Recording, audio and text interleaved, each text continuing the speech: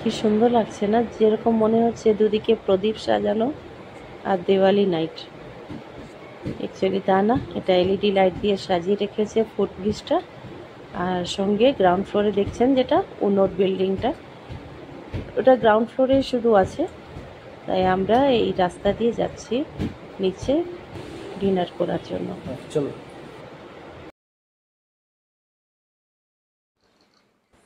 সেদিনের value of মিল যেটা ছিল বাইরে লাগানো আছে উনোতে। বাইরে ছমছম বৃষ্টি, ঠান্ডা, মনে হচ্ছে স্কটল্যান্ড।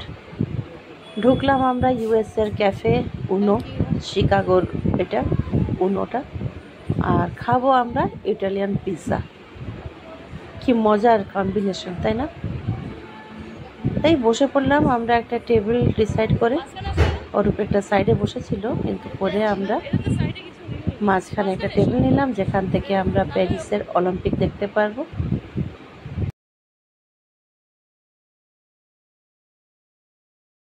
এই যে ছিল আমাদের ডিনার সেদিনের। বাচ্চারা তো খুবই খুশি, এইগুলোই খেতে চায় ম্যাক্সিমাম টাইম।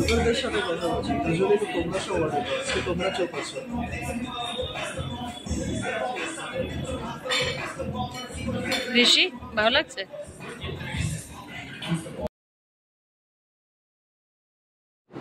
আমরা তো খাচ্ছি, আরেকজনকে দেখুন হাঁ করে তাকিয়ে আছে। অলিম্পিক গেম কি চলছে ওদিকে,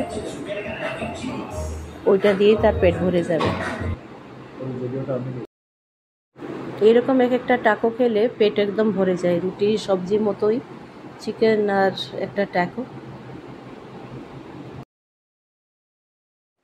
মাঝে মধ্যে নিজের দেশের খাওয়া দাওয়া ছেড়ে বাইরের দেশের কিছু খাবারও খেতে হয়, তাই না?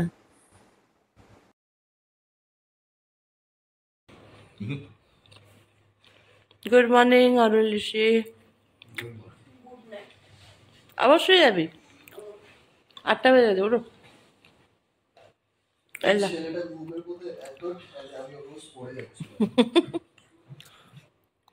আমাদের চা দিয়েছে, আর এদিকে আমাদের চা কফি, আমার অরূপের চা, আরুলের কফি। আরুলের কফি প্রায় হোটেলে দেয় না, তো আমরা বাড়ি থেকে যেখানে যাই বিস্কিট বা কেক এরকম কিছু জিনিস ক্যারি করে নিই। এদিকে আয়রন করার জন্য আমরা আয়রন বোর্ড একটা পেয়েছিলাম, ওই হোটেলেই দিয়েছিল, ওটাকে ফিক্স করছে আরুল। একটু প্রেস করার আছে কাপড়গুলো তাদের। এদিকে একটা এক্সট্রা বেড যেটা চার্জেবল, এটাও হাই প্রাইস, এরকম না যে 1500 টাকা করে নেয়, প্রায় 1800-1900 টাকা করে একটা এক্সট্রা বেড চার্জ করে ওখানে।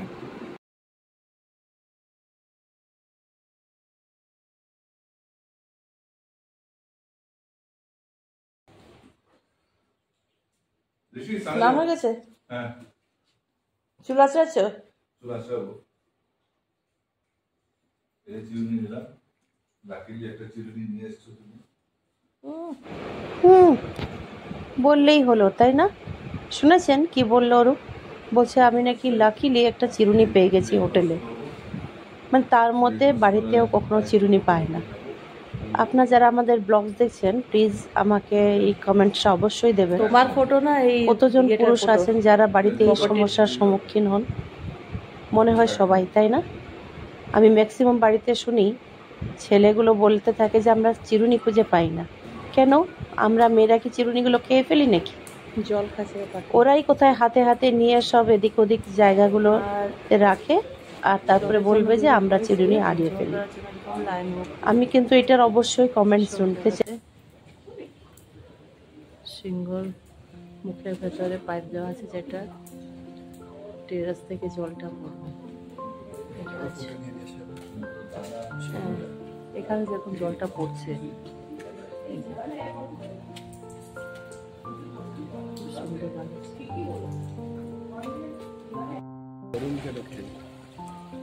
এখানে না তো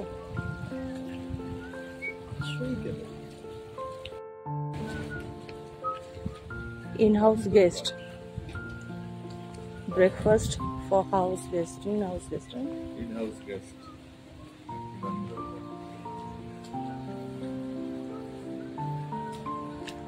এই রাস্তা দিয়ে গেলে বাইরের দিকে আর একটা ব্যাংকুয়েট হল আছে যেখানে ইন হাউস গেস্টরা ওদের ব্রেকফাস্ট করতে যায়। ভেদিক ভিলেজ থেকে তো বেটার। তার প্রাইস সবকিছু ভালো ছিল, মানে দু রকমের ছিল। তুমি হাই রেঞ্জে যেতে পারো, নর্মাল ফুড খেতে পারো। ও এখানে সিঁড়িটা উপরে যাওয়ার জন্য। এদিকটা কি আছে? এখানে কি হয়? ফাংশন টাংশন হয় নাকি? আচ্ছা,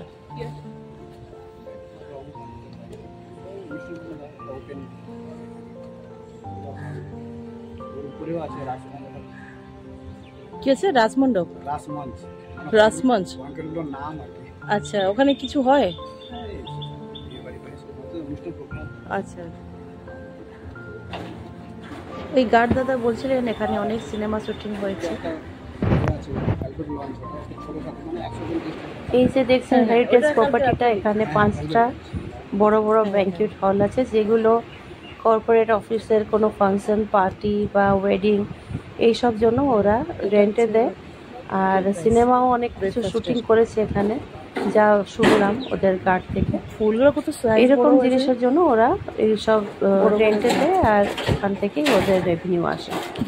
কিন্তু এরকম ফ্যামিলি গেট টুগেদার বা ফ্যামিলি ভেকেশন, নিজের ফ্যামিলিতে বাবা মা বাচ্চাদেরকে নিয়ে গেলে এই প্রপার্টিটা খুব একটা সুইটেবল নয়। এটা হচ্ছে ফ্রেন্ডদের জন্য বা অ্যাডাল্টসদের জন্য বা শুধু কাপলদের জন্য ওইটা একটা ভালো জায়গা যেখানে দুরাত্র কাটিয়ে আপনি আসতে পারেন। এরকম সব সুবিধাই রয়েছে যেগুলো সব কটা রিসর্টে থাকে, যেরকম সুইমিং পুল, বার, তারপরে আছে আপনার জিমনাসিজম, স্পা, এসব কটা জিনিস আছে।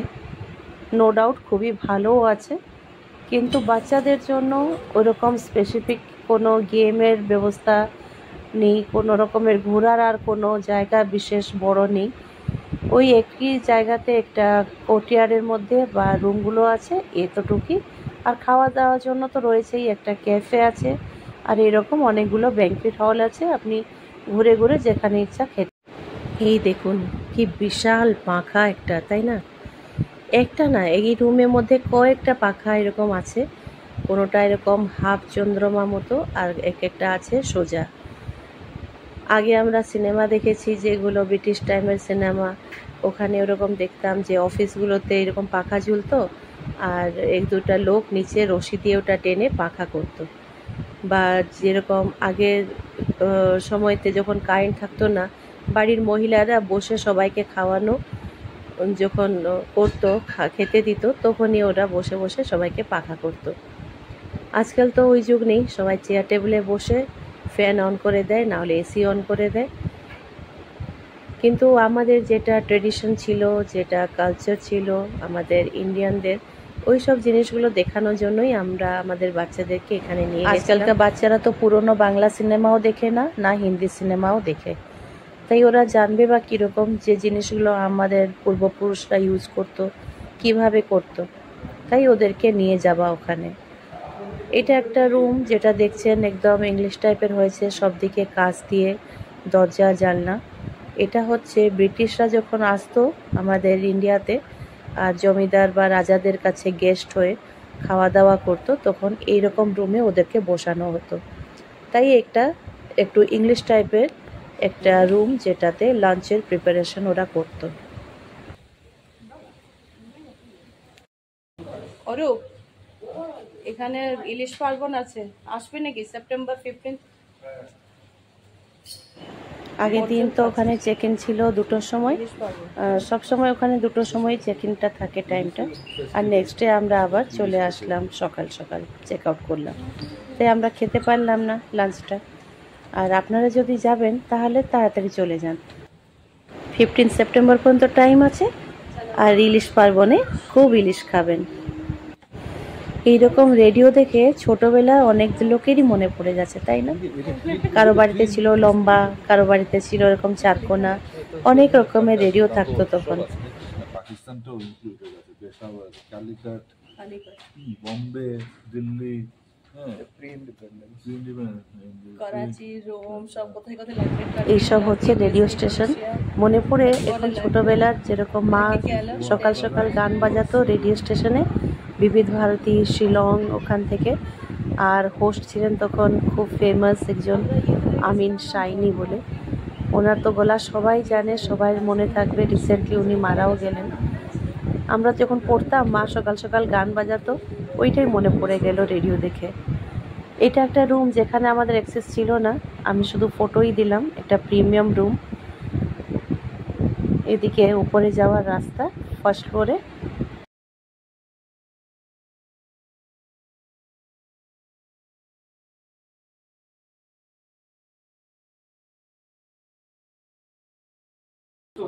এখানে দেখুন কত রকমের চাবি, আর তার মধ্যে কত ডিজাইন নকশা করা, লোহার উপরে বানানো। আর ভেতরে ভেতরে যে ডিজাইনগুলো দেখছেন, এগুলো দেখে অবাক লাগে। তখনকার লোকের পড়াশোনার সুব্যবস্থা ছিল না এরকম, কিন্তু ওরা বুদ্ধি লাগিয়ে কীরকম জিনিসগুলো বানিয়েছে। লকও বানিয়েছে আর আলাদা রকম, যেগুলো আজকাল দেখা যায় না। তার চাবিটাও ওইরকম ডিজাইন করা। আজকাল তো সব জিনিসের জন্য লোককে পড়তে যেতে হচ্ছে। ফ্যাশন ডিজাইনিং বলুন, জুয়েলারি ডিজাইনিং বলুন, বা লেদার ডিজাইনিং, এরকম গ্রিলের ডিজাইনিং, সব জন্য লোক পড়তে যেতে পড়ছে, লোক দূরে কোথায়। এইগুলো হচ্ছে কলকাতার ফেমাস আর্কিটেকচার এক রকমের বলতে গেলে। লোভার্ড উইন্ডো, উইন্ডো তো না, এটা লোভার্ড স্টাইল, মুভেবল। এই কাঠগুলোর মধ্যে থেকে ভেতরের মহিলারা বাইরে দেখতে পারতো, আর এটা কম বেশি খোলা বন্ধ করা যেত। আমাদের জমিদার বাবু ঋষিরাজ বসে গেলেন একটা চেয়ারে। এখানের ভিন্টেজ জিনিস সব আছে। একটা বড় সিন্দুক, যেগুলো হয়তো ওই সময় কেউ ইউজ করতো, ওগুলো সব সাজানো আছে, পুরনো কিছু জিনিস। ল্যাম্প স্ট্যান্ড একটা সুন্দর কাচের। ক্যান্ডেল তো ছিল না তখন, প্রদীপ জ্বালাতো ভেতরে।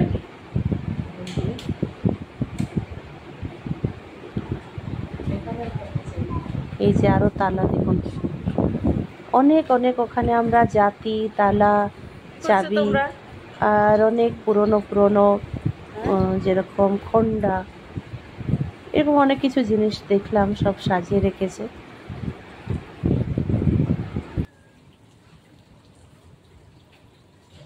অরূপ,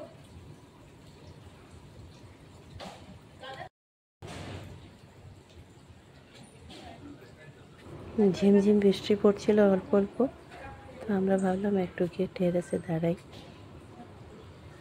আর আরুল একদিক থেকে আমাদের শুটিং করছিল।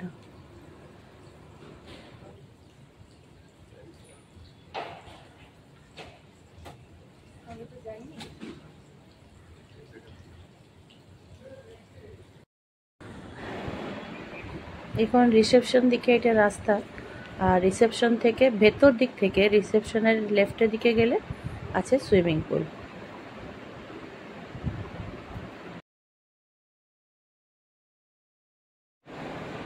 এই যে দেখছেন সব ফ্লাওয়ার পটগুলো, ওখানে যত রকমের পেতলের জিনিস দিয়ে এগুলো সব সাজানো। লাইট স্ট্যান্ড আছে, হ্যাঙ্গিং লাইট আছে, পেতলের পট আছে, ভেতরে অনেক রকমের লিফ আছে যেগুলো পেতলের। সব পীতাম্বরী দিয়ে ডেইলি লোক আছে পরিষ্কার করতে, আর ওই রকমভাবে মেনটেন করে রাখছে। এদিকে দেখুন কলা পাতাগুলো কি বিশাল সাইজ, এগুলো সব পেতলের। এখানে খুব লো বিম লাইট আছে, যেগুলোর জন্য রং বোঝা যাচ্ছে না, কিন্তু সব কিছু পেতলের জিনিস। একটু এটা ক্যারেলিয়ান স্টাইলের করেছে এই দিকটা সাজানো। তার ভেতরের যে ইন্টেরিয়রটা, সুইমিং পুল ডিজাইনটা মোটামুটি ক্যারেলিয়ান স্টাইলের হয়েছে।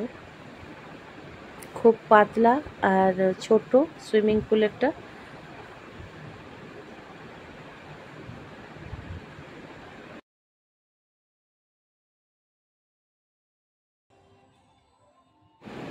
এখানে ওয়াশরুম,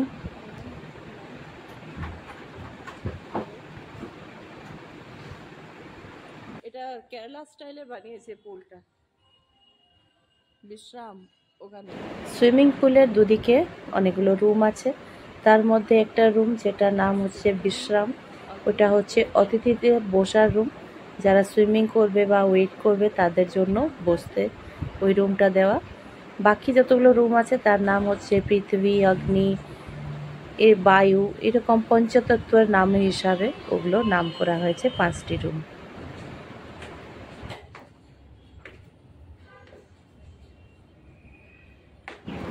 লেফটে ছিল সুইমিং পুল, আর রাইটে আমরা গেলাম, ওখানে আছে স্পা আর জিম। স্পাতে কেউ ছিল না, যেহেতু বন্ধ ছিল আমরা আর ভেতরে ঢুকিনি, অন্ধকার ছিল। জিম তো খোলাই ছিল, তাই আমরা সবাই ভেতরে একটু ঢুকে দেখে আসলাম কীরকম, আর আপনাদের সঙ্গেও এটা শেয়ার করলাম। আমার 2 মহারথী এখন নতুন জিম যাওয়া শুরু করেছে। বড়জন তো কিছু মাস আগে থেকেই যাচ্ছিল, আর ছোটজন এখন নতুন যাচ্ছে, তাই জিম দেখে খুব এক্সাইটেড। ভাবলো সকাল সকাল একটু গিয়ে জিমে ওয়ার্কআউট করে নি। এটা তো তুই করিস?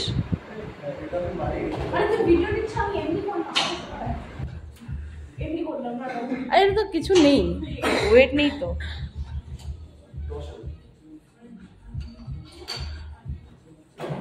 ছেড়ে দে।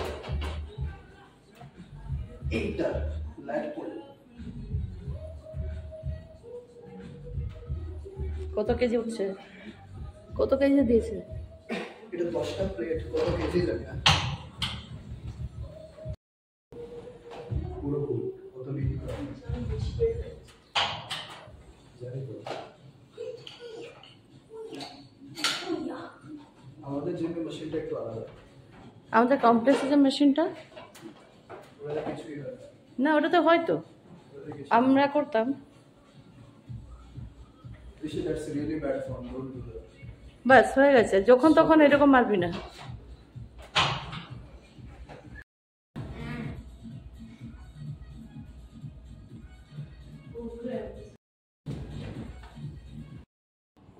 এদিক থেকে গিয়ে আমরা এন্ট্রান্সের দিকে ঢুকবো। জিম থেকে আরেকটা রাস্তা আছে বেরোয়ার জন্য, যে এন্ট্রান্সে আমাদেরকে প্রথম দিন দেখেছিলেন ওয়েলকাম করছিল, সেই এন্ট্রান্সের দিকে আমরা বেরিয়ে গেলাম। এখানে একটা বিশাল গাছ, এটা একটা অসুস্থ গাছ, মনে হচ্ছে এখানে পুজো টুজো করে মানবদের জন্য এরকম সুতো দিয়ে পাথর বেঁধে রেখেছে। এন্ট্রান্স দিয়ে আবার ঢুকলাম আর বেরোলাম। লেফট সাইডে আছে একটা বসার জন্য ব্যবস্থা, মাঝখানে দেখছেন চেয়ার টেবিল আছে, সঙ্গে একটা আছে বুগি, যেটা প্রথম দিন আপনাকে ভেতর থেকে দেখাচ্ছিলাম। এদিকে আছে বসার জন্য একটা রাউন্ড টেবিল বৈঠক।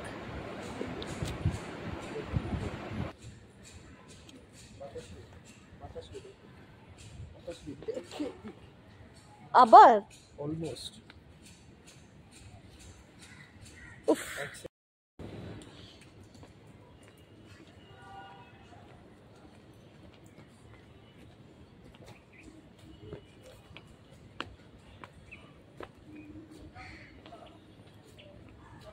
আগের ব্লগে তো দেখেছেন এই লেফট সাইডের ক্যাফেটা রাত্রে দেখিয়েছিলাম, এই দুদিকে দুটো লায়ন, তার মাঝখানেই রাস্তা গিয়ে এখানে মেন এন্ট্রান্সটা। এটা